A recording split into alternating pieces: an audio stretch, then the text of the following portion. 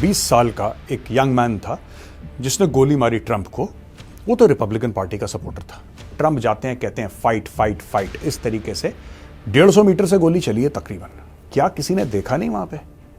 क्या छतें किसी ने चेक नहीं करी? क्या पहले स्वीप नहीं करा गया? लोगों ने बताया पुलिस ने एक्शन क्यों नहीं लिया टाइमली। एक नहीं 7 बार फायर करता है, 7 टाइम्स फायर करता है। ट्रंप इज वेरी लकी कि वो जो गोली चला रहा था वो गधा था। रिपब्लिकन्स ने इसलिए करवा दिया क्योंकि वो चाह रहे थे कि ट्रंप का सिंपैथी वोट मिले, और जो बाइडेन की पार्टी ने ही जो बाइडेन पे अटैक कर दिया, यानी कि फॉल्स फ्लैग ऑपरेशन, कि ट्रंप के पीछे और लोग क्यों पड़े हैं।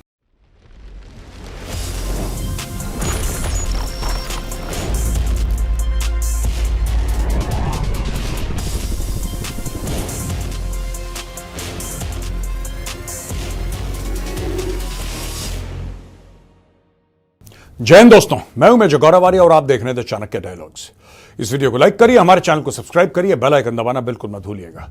दोस्तों, कल से आप इमेजेस देख रहे हैं नेशनल टेलीविजन पे। डोनाल्ड ट्रंप को गोली मारता है एक बंदा, वो गोली आती है, उसके कान पे लग के चली जाती है। अच्छा, कई लोगों ने कई पैटर्न इसके डिस्कस करे, कई कारण डिस्कस करे। ये जो क्रुक्स था, ये जो 20 साल का एक यंग मैन था जिसने गोली मारी ट्रंप को, वो तो रिपब्लिकन पार्टी का सपोर्टर था। लेकिन कहते हैं कि उसने डेमोक्रेटिक पार्टी, यानी कि दूसरी जो पार्टी है जो पावर में है, उसको भी छोटा मोटा उसने कंट्रीब्यूशन करा था।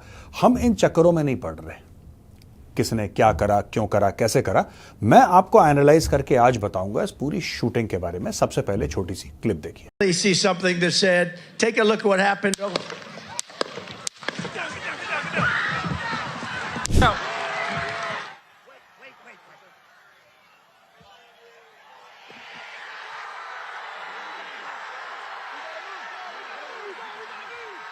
दोस्तों, आपने देखा कि जब गोली चली उसके 1 सेकंड पहले ट्रंप अपना चेहरा हल्का सा मोड़ते हैं और गोली उनके कान को यहां से मारते हुए निकल जाती है। और ट्रंप जाते हैं, कहते हैं फाइट फाइट फाइट, इस तरीके से ट्रंप अपने आप को दिखाते हैं कि मैं भयभीत बिल्कुल भी नहीं हूं, मुझे डर बिल्कुल भी नहीं लगा, और चाहे तुम मुझे मार दो, मैं तुमसे लड़ूं। अच्छा, अमेरिका का जो इलेक्शन है ना दोस्तों,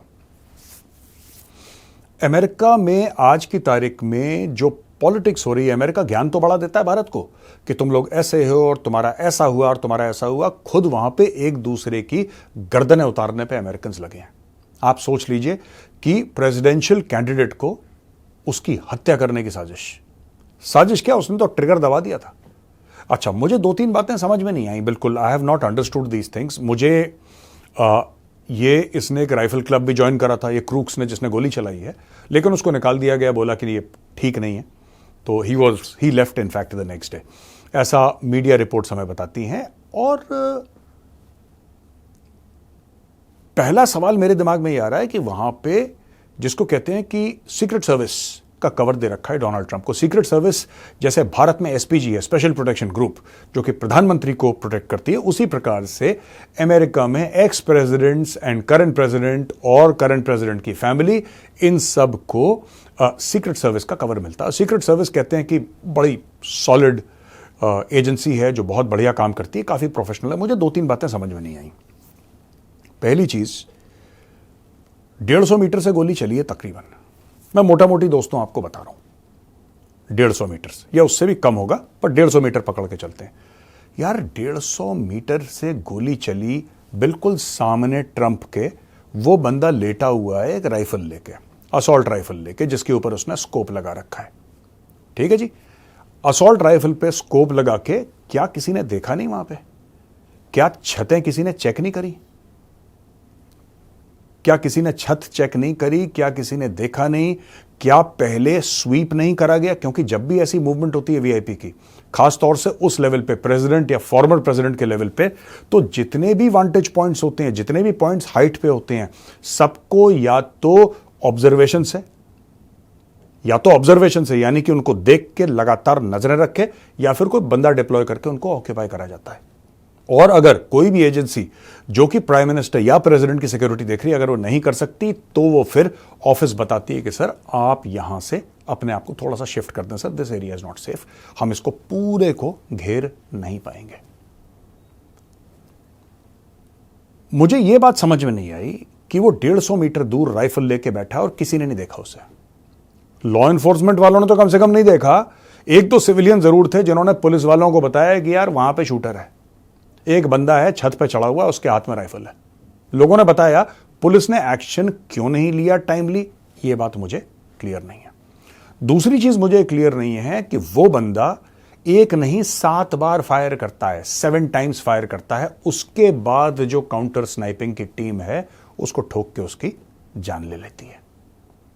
वो मरना था ही उसको, तो उसको जान से मार देती है। तीसरी चीज जो मुझे समझ में नहीं आई कि ये जो बंदा है, ठीक है, बिल्कुल सामने से फायर कर रहा है एआर, ये तो नालायक था, शुक्र है नालायक था। 150 गज से असॉल्ट राइफल से कौन मिस करता है? 150 गज से असॉल्ट राइफल से कौन मिस करता है? ये तो ठीक है, सिविलियन था, इसको इतनी मतलब he did not have such exposure. अगर वहीं पे कोई अमेरिका में, और अमेरिका में ऐसे एक्स सर्विसमैन घूमते रहते हैं यार, घूमते रहते हैं अमेरिका में, कोई एक्स सर्विसमैन लग जाता वहां पे जिसके हाथ में स्नाइपर राइफल या इवन असॉल्ट राइफल होती, वो तो ग्रुप बना देता साथ का, भाई साहब ग्रुप बना देता इतना सा 3-4 इंच का उस रेंज पे, और इतनी रैपिडली फायर करके कहानी खत्म करके, और अगर उसको एस्केप करना होता एस्केप भी करने की पूरी कोशिश करता।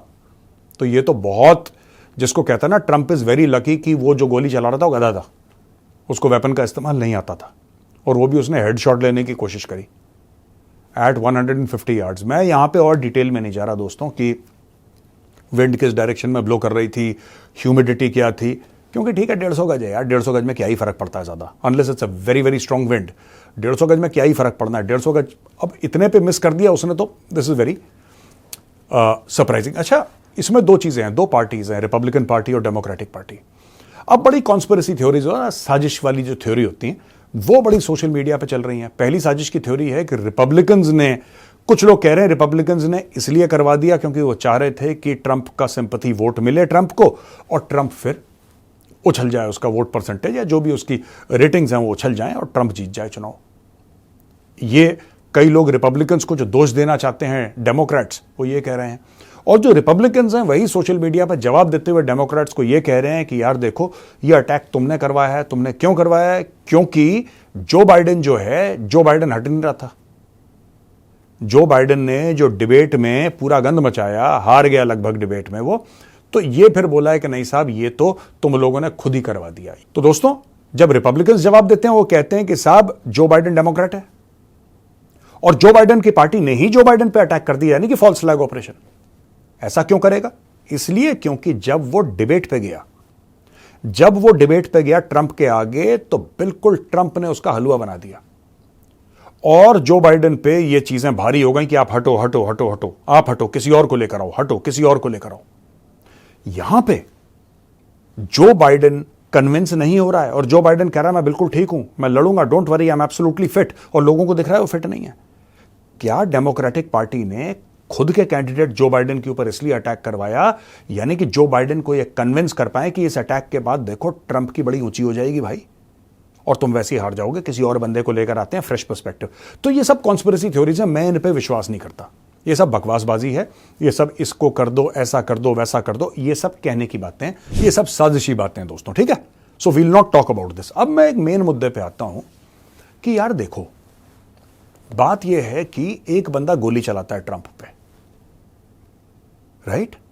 ये बंदा गोली चलाता है ट्रंप पे, क्यों चलाता है अभी तक कारण नहीं पता लगा, और मुझे नहीं लगता कि कारण पता लगेगा, बिकॉज़ ही इज डेड। आप इंट्रोगेशन किसका करोगे? उसको तो निपटा दिया, तो ट्रेल इज कोल्ड। अब इसके ऊपर यह चेक हो सकता है कि कौन सी दुकान से वेपन खरीदा था, क्या उसने सोशल मीडिया पे कोई बकवास करी थी, क्या आपने प्लान किसी के साथ शेयर करे थे, क्या उसके पीछे कोई था नहीं था। ये सारी की सारी बातें अब होती रहेंगी, और अमेरिका में जब तक ये इलेक्शन चलेगा तब तक ये बातें होती रहेंगी, इसके बाद भी बातें होंगी। लेकिन 2-3 पॉइंट है दोस्तों। पहली बात, क्या ट्रंप को एक्चुअली इसका इलेक्टोरल यानी कि चुनावी फायदा मिलेगा? जरा मैं आपको लिस्ट बताता हूं कौन कौन से ऐसे प्रेसिडेंट्स हैं या प्रेसिडेंशियल कैंडिडेट हैं जिनके ऊपर या तो असैसिनेशन अटेम्प्ट सक्सेसफुल हो गया, या फिर हमला हुआ, सक्सेसफुल नहीं हुआ, लेकिन चुनावी हालात क्या हैं, उससे क्या फर्क पड़ता है, क्या सिंपैथी वोट अमेरिका में मिलता है। ये देखिए साहब, 1865 में, 1865 में जो 16वें राष्ट्रपति थे अमेरिका के, एब्राहम लिंकन, उनकी हत्या हो गई। ये एक सक्सेसफुल असैसिनेशन था। 1881 में जेम्स गारफील्ड, ये 20वें राष्ट्रपति थे, उनका भी असैसिनेशन हो गया, उनकी भी हत्या हो गई। 1901 में विलियम मैकिनली थे 25वें राष्ट्रपति, उनकी हत्या हो गई। 1963 में जॉन एफ कैनेडी थे 35th president, he was the president, उनकी हत्या हो गई। और 1968 में रॉबर्ट एफ कैनेडी, उनके भाई थे रॉबर्ट एफ कैनेडी, वो कैंडिडेट थे, वो लड़ रहे थे, उनकी हत्या भी हो गई। अब दोस्तों आते हैं अटेम्प्टेड किलिंग्स में, यानी कि इनकी हत्या नहीं हुई लेकिन लोगों ने कोशिश करी है। 1912 में थियोडोर रूजवेल्ट, फिर हम 1972 जॉर्ज वॉलेस ये कैंडिडेट थे, जेराल्ड फोर्ड 38वें प्रेसिडेंट थे, उनके ऊपर भी हत्या करने की कोशिश करी। रोनाल्ड रीगन 40th प्रेसिडेंट थे, उनके ऊपर हत्या की कोशिश। बिल क्लिंटन के ऊपर हत्या की कोशिश 42nd प्रेसिडेंट थे, और जॉर्ज डब्ल्यू बुश 43rd थे। और डोनाल्ड ट्रंप जो कल खेला हो गया। अब दोस्तों दो तीन चीजें हैं, लोग बातें कर रहे हैं, मैं उसके ऊपर भी एनालाइज करके, लोग बात यह कर रहे हैं कि आखिर यह पूरा का पूरा मामला डोनाल्ड ट्रंप ने ऐसा क्या गुनाह कर दिया कि लोग उसकी जान के पीछे पड़ गए। और कई लोग ऐसे हैं जो कह रहे हैं कि हम डोनाल्ड ट्रंप जो है ना, अगर वो राष्ट्रपति का चुनाव जो हार जाता है, फिर हम उससे सीक्रेट सर्विस का प्रोटेक्शन वापस ले लेंगे। कई लोग दोस्तों, बड़े मशहूर बड़े फेमस लोग टेलीविजन पे बोलते हैं कि अगर हमें ट्रंप मिल जाए तो हम उसको थप्पड़ मारें, हम उसको असॉल्ट करें, हम उसको अजीबो गरीब माहौल हो गया है अमेरिका में। वो अमेरिका जो भारत की राजनीतिक स्थिति को क्वेश्चन करता है हर दूसरे दिन। यहां पे एक दूसरे के खून के प्यासे हो गए अमेरिका में लोग, राइट। लेकिन एक सवाल है यार, और ये सवाल बड़ा इंपॉर्टेंट है। ट्रंप कहता है लड़ाई नहीं होनी चाहिए, युद्ध की बात कर रहा हूं मैं। ट्रंप कहता है युद्ध नहीं होना चाहिए। ट्रंप ये कहता है कि यार ठीक है, रूस और यूक्रेन के बीच में हम लोग पढ़ सकते हैं, हम पढ़ सकते हैं और हम शांति की बात करेंगे। हमारा एक लेवल है, एक स्टैंडर्ड है, हम सुपर पावर हैं, जाहिर सी बात है हमें पीस की बात करनी चाहिए। लेकिन हम जो अमेरिकन टैक्स पेयर है, जो अमेरिकन टैक्स दे रहा है, उसके पैसे लेकर हम यूक्रेन को फंड करें, यह कहां का लॉजिक है? ये डोनाल्ड ट्रंप का पूछना है, वो सवाल पूछ रहा है। वो ये कह रहा है डोनाल्ड ट्रंप कि 20 साल आप लोग रहे, 20 साल अमेरिकी फौजें रही, कहां पे? अफगानिस्तान। क्यों गए? 20 साल क्यों रहे? ओसामा बिन लादेन कब मरा? उसके मरने के बाद भी आप लोग इतने साल तक रहे। कुछ लोग कहते हैं लगभग $2 ट्रिलियन खर्च हो गए वहां पे, लोग ऐसा कह रहे हैं, मीडिया की जो रिपोर्ट्स हैं, यानी कि 2 खरब, अरब नहीं, 2 खरब डॉलर वहां पे खर्च हो गई। ट्रंप का यह कहना है कि 2 खरब तो खर्च हो गए, लेकिन 2 खरब जो आप कहते हो आपने अफगानिस्तान पे खर्च करे, चलो ठीक है आपने खर्च कर दिए, वो लगे तो दिखने चाहिए कि साहब ये हमने खर्च करे। ये दिख रही है लंबी लंबी, देखो सुनहरी बिल्डिंग है, हर एक बंदे के पास नौकरी है, बड़े बड़े शॉपिंग मॉल हैं, प्लाजा हैं, बिल्कुल दुबई जैसा दिखता है अफगानिस्तान। वो पैसा कहां है? अब मैं आपको बताता हूं दोस्तों, वो पैसा है कहां पे, ये जानना बहुत जरूरी है कि ट्रंप के पीछे और लोग क्यों पड़े हैं। ट्रंप के पीछे इसलिए भी लोग पड़े हैं दोस्तों, क्योंकि अब मैं आपको कुछ डेटा बताता हूं।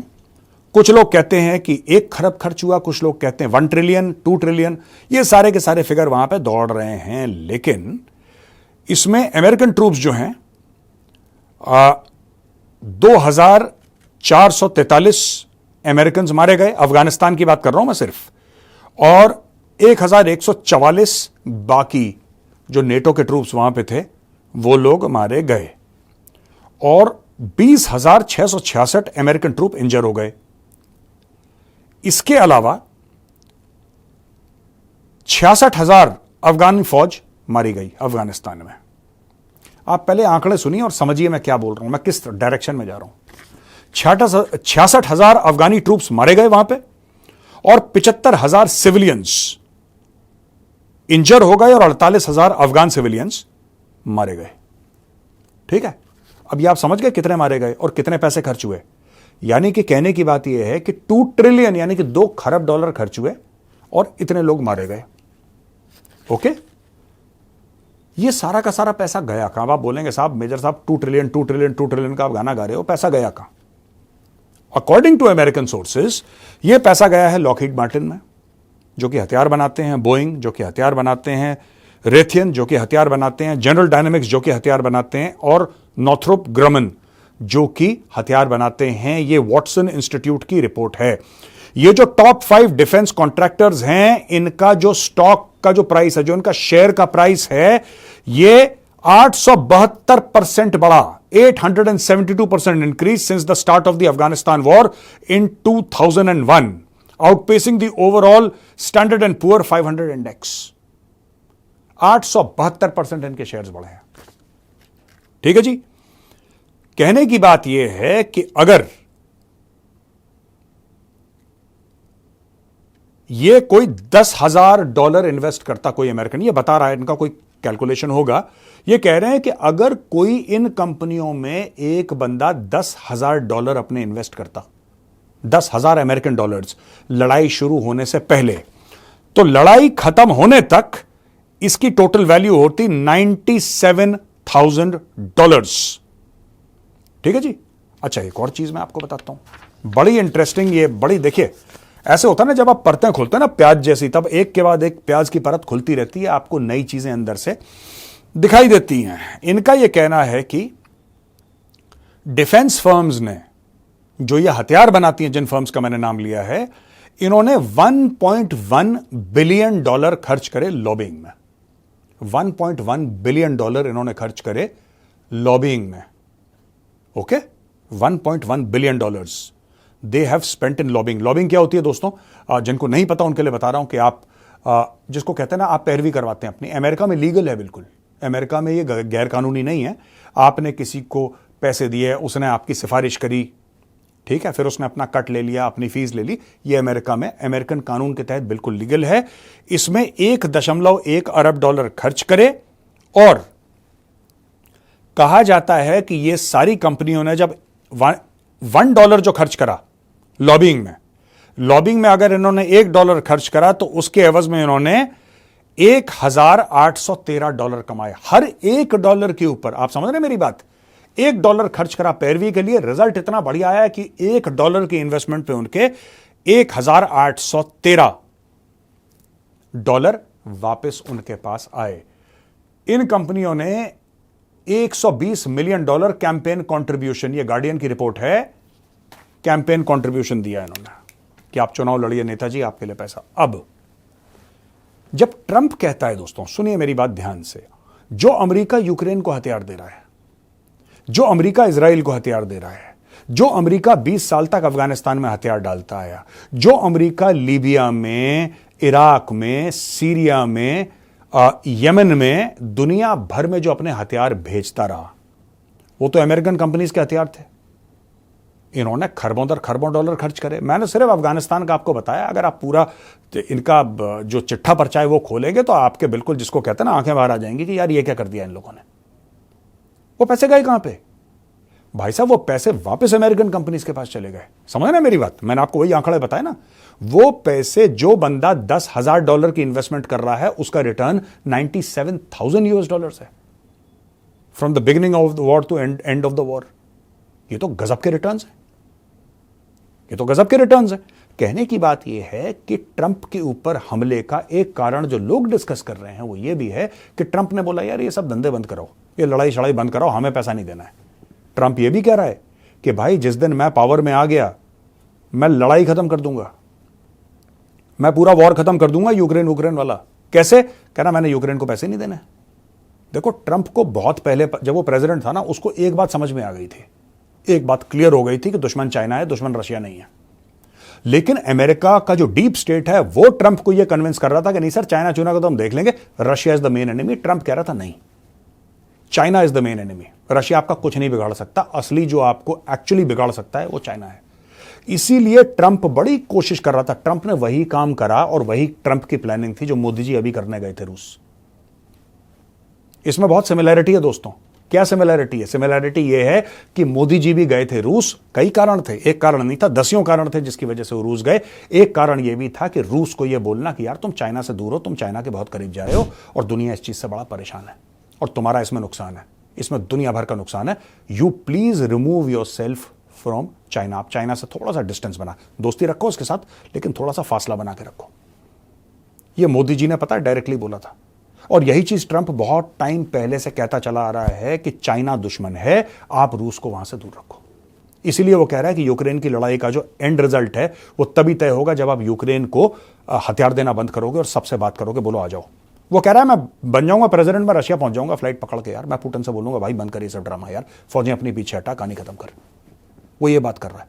अब एक बात बताओ यार, अगर आप कंपनी चलाते हो, आप कंपनी चलाते हो और 20-25 साल से आप मुनाफा पीट रहे हो, ठीक है, आप 100 रुपए लगा रहे हो, आपको 10,000 वापस मिल रहे हैं, आप 10,000 लगा रहे हो, आपको 10 लाख वापस मिल रहे हैं, आपका ऐसा मुनाफा कूद फांद रहा है, और सडनली एक बंदा आता है बीच में, कहता है ये सब बंद कराओ, शट एवरीथिंग डाउन, इसकी जरूरत नहीं है, बकवास है, बंद करो।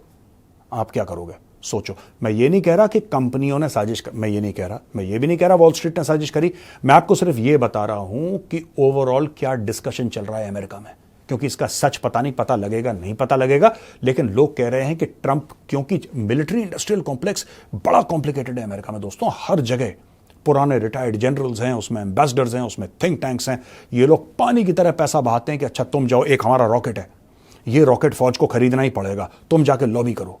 तो वो जाके जनरल साहब को ले जा रहा है, अमेरिका के जनरल साहब से बात कर रहा है, वो मिनिस्ट्री ऑफ जो उनका डिफेंस सेक्रेटरी है उससे बात कर रहा है, उनके पेंटागन में उसकी बातें चल रही हैं, लॉबिंग चल रही है, बड़े बड़े डिनर हो रहे हैं, बड़ी बड़ी छुट्टियों पे लोगों और उनके परिवारों को ले जाया जा रहा है फ्री ऑफ कॉस्ट। कंपनियां पानी की तरह पैसा बहा रही हैं, किसी तरीके से फीस दे रही हैं।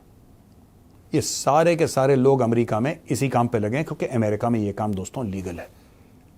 अब आप ही खुद बताइए, आपको क्या लगता है कमेंट सेक्शन में लिख के कि ट्रंप के ऊपर जो कातिलाना हमला हुआ उसका कारण क्या था?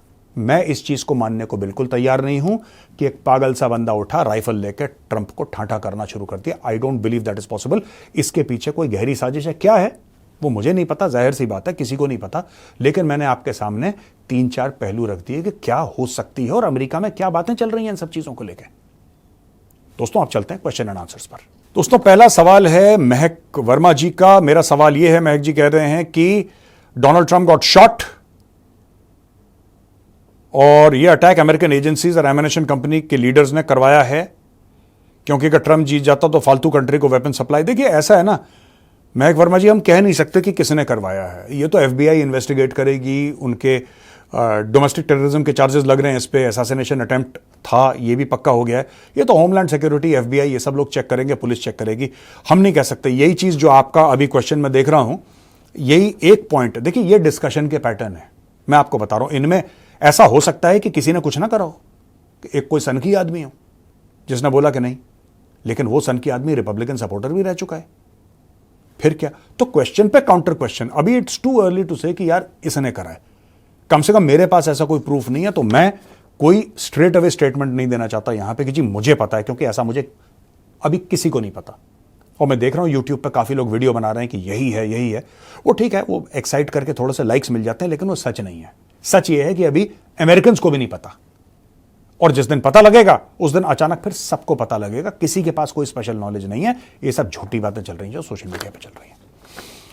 गौरव माथुर जी का कहना है कि वेस्टर्न कंट्रीज में privatisation of defence equipment manufacturing Bharat से ज्यादा हो रहा है, क्या पॉलिसी चेंजेस रिक्वायर्ड है in India to involve more private companies in the sector? What are positive and negative of privatisation of defence manufacturing? देखिए ऐसा है गौरव माथुर जी, अच्छा सवाल है आपका। भारत में भी तेजी से ये चीज पकड़ रही है, तेजी पकड़ रही है।